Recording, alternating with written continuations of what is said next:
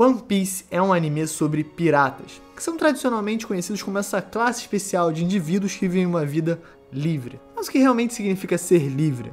Bom, nós, réis mortais, por mais que possamos carregar um pouquinho de pirataria e rebeldia em nossos corações, vivemos nossas vidas regidas pelo contrato social, sejam as leis, hierarquia familiar, o que a sociedade espera de nós, sistema econômico, enfim. É uma vida de direitos e deveres, em sua grande parte. Mas quando falamos de piratas, historicamente eles são as pessoas que vivem em um sistema completamente fora do que esperamos. Quando vamos analisar, eles não obedecem às leis. Em sua grande maioria, são criminosos simplesmente por serem piratas. E mais, eles são tão fora da norma que nem o mesmo elemento eles habitam. Nós vivemos na Terra, o nosso habitat natural, mas os piratas, eles vivem no mar, no oceano, um lugar onde talvez a nossa espécie nunca deveria ter vivido. Não somos equipados para nadar, prender essa respiração por muito tempo, nem sobreviver às duras condições marítimas, mas mesmo assim, em busca da liberdade, vale tudo.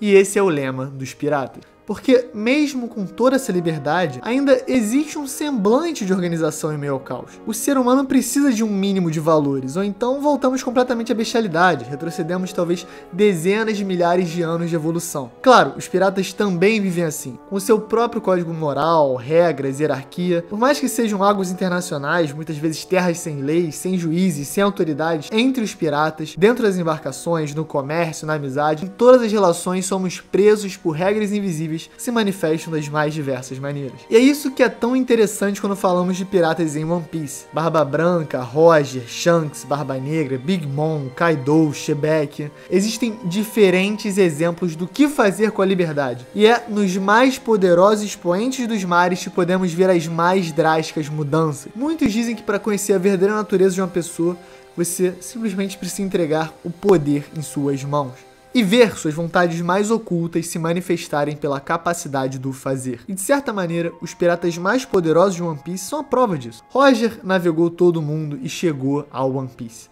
Barba Branca construiu a sua família e conquistou tudo o que realmente desejava, até morrer logo após o falecimento do seu filho favorito. Barba Negra usa o poder e sua ambição para conquistar os maiores objetivos de todo o mangá. E apesar de não muito claro, a gente sabe que ele é um sonhador, mesmo que seus sonhos custem a vida de quem se colocar ou for colocado por ele mesmo em seu caminho. E Big Mom, cara, eu amo a Big Mom. Ela é simplesmente uma pirata que traz o hedonismo, a contradição, a loucura bem na sua cara 100% do tempo. A gente pode chamar ela de maluca, hipócrita, imoral, mas ninguém pode olhar na cara de Charlotte Lillian e dizer que ela não é uma pirata. Porque, no final das contas, ser livre e principalmente ser livre por ter tanto poder que ninguém pode te parar, também significa poder criar os próprios códigos morais completamente consistentes e usar ou deixar de usar quando você bem entender.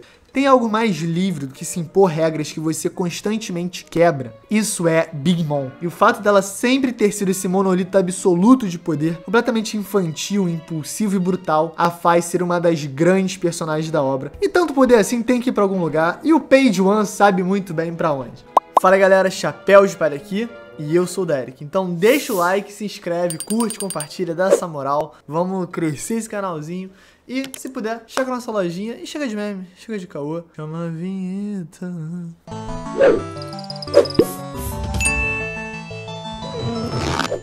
Começando exatamente onde paramos há mais de um mês atrás, nos relembramos do polêmico episódio que adaptou o capítulo 1010. Luffy versus Kaido with lasers, né? Mas, cara, ninguém aguenta mais discutir isso, então vamos falar de coisa boa. O Luffy ainda tá com essa aura dourada bem Dragon Ball, que me dá a impressão que é um foreshadow de animação para uma possível nova transformação, ou até a maneira que eles querem representar essa evolução do Haki do Rei ofensivo, avançado, enfim. Chamemos como quisermos, chamidos. Eu curti muito essa sequência de luta. Em comparação com o episódio 1030, ela é bem mais tradicional para os parâmetros de One Piece. Mas ao mesmo tempo, você vê que as cores características que a Toei trouxe para o ano não se perderam. Então, mesmo que não seja aquela explosão insana de efeitos, ângulos, etc., ainda representa muito bem o que o Oda quis passar na luta do capítulo 1011. A única coisa que eu não curti muito é que na hora do clash, a pose do Luffy ficou bem esquisita, parece meio mecânico, uma coisa meio jogo de futebol, quando buga o carrinho e o personagem não levanta, fica assim meio parado, meio tiltado, enfim. Longe de mim ser esses chatos, mas eu acho que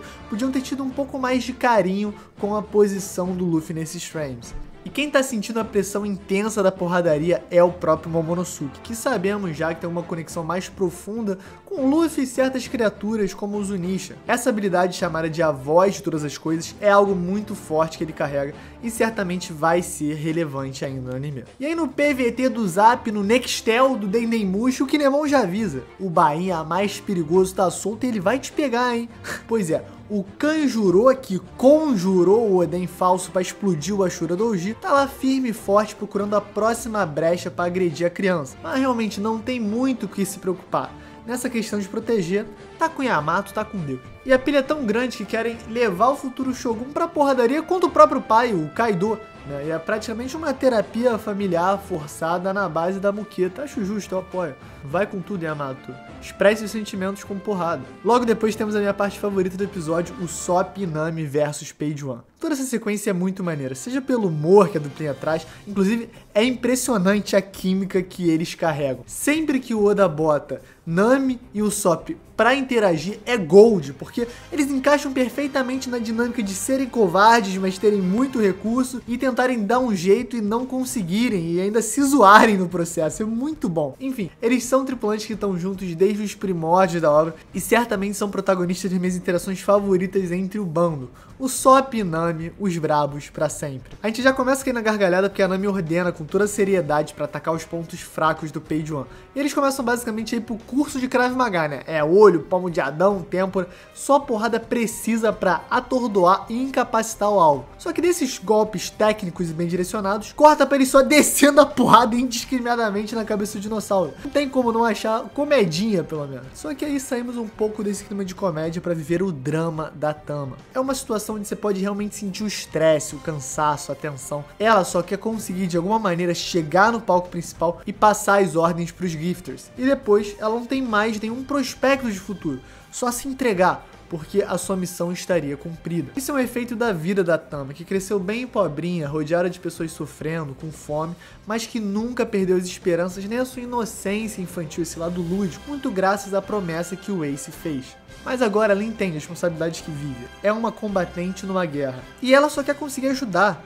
Ela tá fazendo de tudo, inclusive, mas mesmo assim, vendo o tamanho do conflito, o medo que isso gera, não tem como não sentir o peso de ser só uma criança e não ser realmente poderosa o suficiente pra mudar as coisas. E acho que é por isso que ela tá tão pronta pra só cumprir a sua missão e falar: chega, deu bom já. Mas tio Sop e tia Nami não vão deixar esse pensamento barato. Não tem vitória se eles não estiverem vivos para ver o futuro livre e próspero de Wano. A pessoa que mais precisa saber disso nesse momento é a melhor criança do mangá. É a lendária Tama, nível Yonkou automático no meu coração.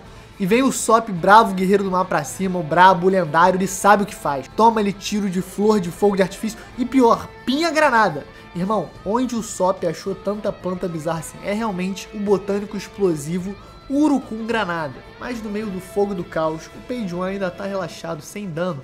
Afinal, ele é usuário de uma Akuma no Mi Zuman pré-histórica. Provavelmente a modalidade mais resistente entre todas as frutas do diabo. E disso cortamos pra Braba, a lendária Big Mom querendo vingança pro Kid. E batendo de frente, sem querer, né, com o Sop, Nami e Otama. E claro, ela lembra deles e lembra de todo o caos que causaram em Whole Cake Island. Além de serem do bando do Luffy. Então assim, GG, pode começar a entrar em pânico mesmo porque vai dar ruim. Só que não, na verdade não, tá tudo bem.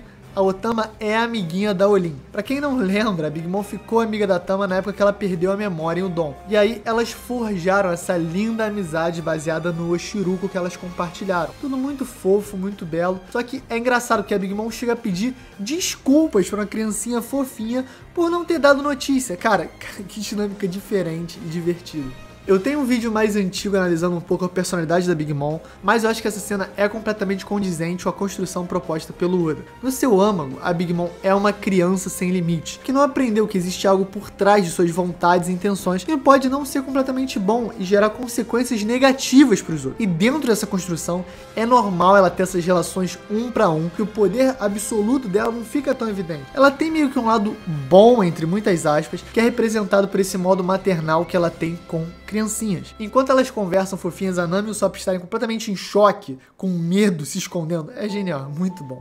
mas aí rapidamente a situação fica tensa. A Big Mom pergunta sobre a esposa do Kinemon, o Tsuru, que fez o cabelo e cuidou dela na vila de Okobore. E a Tama dá o papo reto. Os homens do Kaido queimaram e destruíram toda a vila, matando vários habitantes. Isso choca a Big Mom, que desenvolveu uma afeição com algumas daquelas pessoas. Ela fica revoltada porque ela sente que tem pessoas ao seu favor, com a sua boa vontade, com a sua gratidão, sendo atacadas. E quando você é um Yonkou, isso é mais que o suficiente para agir. Não importa se você faz pior com os outros, se é filosoficamente inconsistente ou imoral, você é uma Yonkou. Se alguém tocar um dedo em uma pessoa que você não queira, isso é o suficiente para se vingar e ir até as últimas das consequências. Então eu amei a Big Mom revoltar. Ela vai descontar sim nos subordinados brutais do Kaido, que não fizeram nada que os subordinados dela mesmo não fariam ou fazem por várias ilhas da Grande Rota, a não ser uma coisa diferente. Eles fizeram a Tama chorar. Irracionalmente,